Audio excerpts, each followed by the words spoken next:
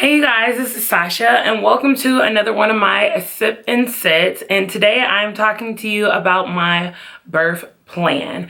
Baby Wilson, aka Josiah, is literally going to be born in a few days, and I've never just sat down and talked to you guys about what I'm doing this time around after a loss, which is why a lot of people watch this channel, as well as just to kind of get ideas of where my mindset is. Please excuse my dog in the back. She just wanted to be around me today, maybe because she can sense that I'm going to be gone for a few days real soon. So, you know, what's a mom to do?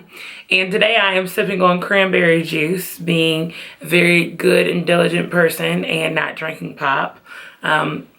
So let's jump right in. So with my first pregnancy, I really didn't think about a birth plan, and then finding out that Shalaya had passed, everything just kind of went whatever happens, happens. And I kind of have that same mentality, not expecting anything, and whatever happens, happens. But I do have some things that I really desire to do this time around, and so I wanted to sit back and talk with you guys. So first up, let's talk about the fact that I'm being induced versus not being able to stand the contractions anymore, and then going right in and taking an epidural, which is what happened the first time. So I'm not sure when they induce me if they're going to do the peel or if they're going to do the IV, because I had those options last time. It was kind of like an induction process, but I was already dilated. I'm not sure if I'm dilated at all, because I have not been checked, and so I'm assuming that I'm not dilated, but I might be somewhat effaced, maybe not. But I'm pretty sure that most standard hospitals use Cytotec for the beginning part of your induction, and then they transfer to Pitocin. I will say that I did get a lot of chills from the Pitocin. Like, it was really bad last time, but part of that was the stress of laboring at home, which I do not have this go round, as well as knowing that my daughter had already passed. And so I was not in the healthiest place that I could be going into delivering a baby, versus this time, I'm still like eating healthy and doing what I need to do to be successful the remainder part of this pregnancy until I get induced.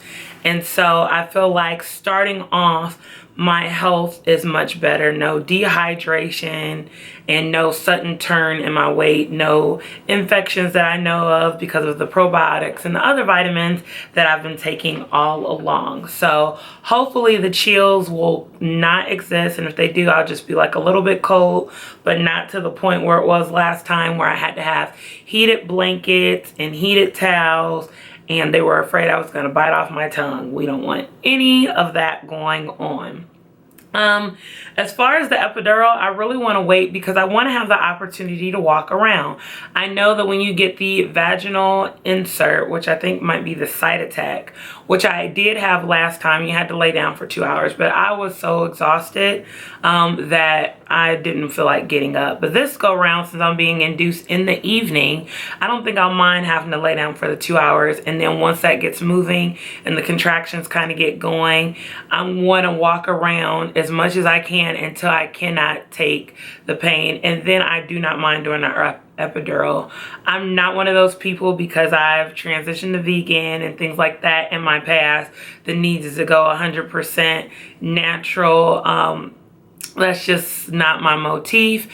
I want to be most comfortable so that I can hold out as long as possible. And when I mean by hold out, when you're about to give birth, you feel pressure and you feel the urge to push. I tried to wait until that pressure got so bad that I could not hold out anymore, and that means the baby is pretty much there. When they check you, they can see the top of the baby's head, and so that is a huge thing for me, because I don't want to be pushing for hours. Some people push for like an hour or 2 hours. That's not my personal preference. I did not have to do that last time because I just withstood the contractions. And don't get it twisted, y'all. Just because I had an epidural does not mean you don't feel any of the pain. I still felt each and every one of those contractions, and they were in my back. But again, I'm hoping this time no no back labor. I don't plan on doing the jacuzzi only because you can't birth in there, and you can only labor in there until you have discharge. So like if your water breaks, you cannot be in water for risk of infection, at least at the hospital that I'm delivering at. And so I'm just omitting that whole thing. No swim top, none of that stuff. I'm just going to walk around and labor in the room. I am bringing church conference DVDs, which I know is something different that a lot of people don't do. But, you know, religion is a huge part of my husband and I's life. And we want to make sure that we are surrounded by positive energy and focusing on God, because that's literally the only person who can get you through going back into the same hospital after a loss. And hopefully most of you have not had to experience that. But if you've experienced that, there's a lot of PTSD that comes with being pregnant and then going back into that same environment after a loss. So I'm trying to stay as calm and as positive as possible. I am bringing Shalaya's urn and a picture of her as well as her Molly Bear, because that's what makes us feel comfortable. That is our first child, and she goes with us wherever we go anyway. We always bring her urn when we travel out of town and things like that. And I keep a picture of her everywhere, at work, in the car. And so it just seems like it's fitting to bring it when it's time for her little brother to be born into the world. Some other things that I plan on doing in my birth plan is limiting technology. So in terms of not having people really like call us, they can call my husband if he chooses to, but I don't want to be bothered. I want to be focused on the task at hand and not having visitors like come in and out until after he's born, because it's going to take all my energy to stay positive and to stay calm and not so anxious being in the hospital, that we're going to have to limit our communication. And I know that people mean well, which is absolutely awesome, but prayer is the best thing in my opinion. And then as soon as he's born, everybody will know. But you know, when you tell people you're going to the hospital, is he born yet? Is he born yet? Is he born yet? I'm already going to be like, not trying to claim I'm going to be scared, but my anxiety is already all over the place the closer that I get. So I just don't need other people's anxiety as well. But once he is born, I'm definitely going to post something on my social media, particularly probably my Instagram. So if you don't follow me on Instagram, that would be the easiest way to see what he looks like and when he was born, because that's where I'll post that first. And then of course I'll come on YouTube, excuse me, and make a video later.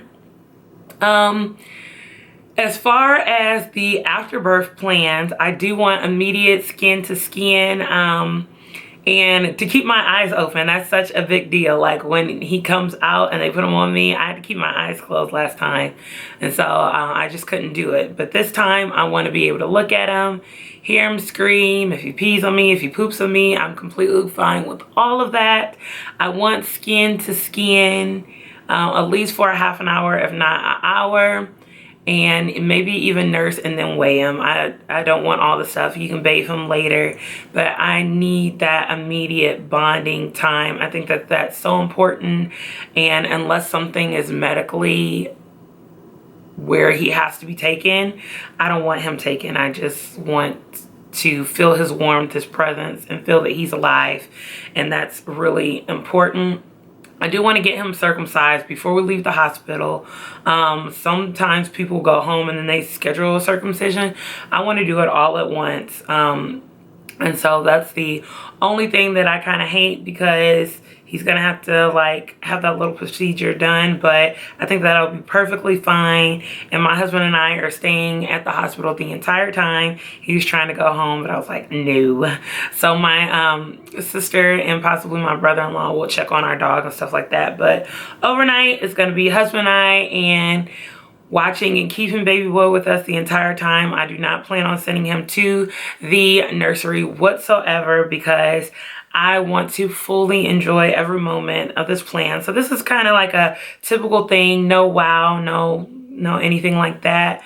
But I mean, these are things that I did not get to experience last pregnancy. So again, just to have him in my arms and be able to look at him and smell him and just be present in the moment is the hugest part of this birth plan. Everything else is flexible, but for this particular situation, it's so important to make sure that I am very present in this delivery and enjoying and remembering every moment of it for the good things, not the sad things or the emotional things that are difficult, but the fact that he's coming into this world and him and his, me and his dad love him so very much. So that's the birth plan. That's my sip and sit. If you have any questions, please leave them down below. Hope it didn't seem like I was rambling. Definitely was not trying to do that, but I did want to talk about what my birth plan is. I would love to be able to leave 48 hours, but I think they make you, when you're induced, stay 72. So I'm okay with that.